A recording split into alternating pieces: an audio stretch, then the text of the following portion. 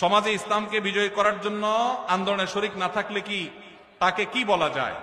কোন ব্যক্তি যদি আল্লাহর দিন, আল্লাহর বিধান, আল্লাহর আইন অনুযায়ী গোটা দেশ, সমাজ, রাষ্ট্র আমি নিজেও পরিচালিত হতে চাই, এই আকাঙ্ক্ষা লালন না করে, তাহলে সে নিজেকে মুসলমান দাবি করার কোনো নৈতিক অধিকার নেই।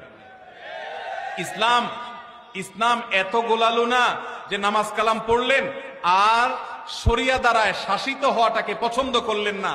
এই অপছন্দ করাটা আপনাকে বেঈমান পর্যন্ত বানাতে পারে।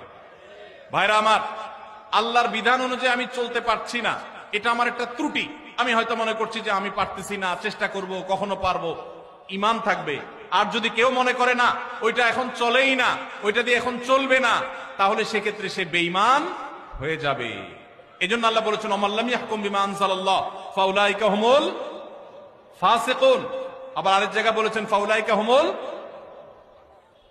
এইটা যদি অবিশ্বাসের জায়গা থেকে হয় যে না আল্লাহ শরীয়ত এখন আর চলে না, ইসলামের দিন অনুযায়ী, আইন অনুযায়ী কি চলে এখন, তাহলে সে বেঈমানই হয়ে যাবে।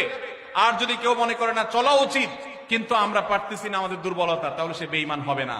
আল্লাহ আমাদেরকে বুঝার তৌফিক দান করুন।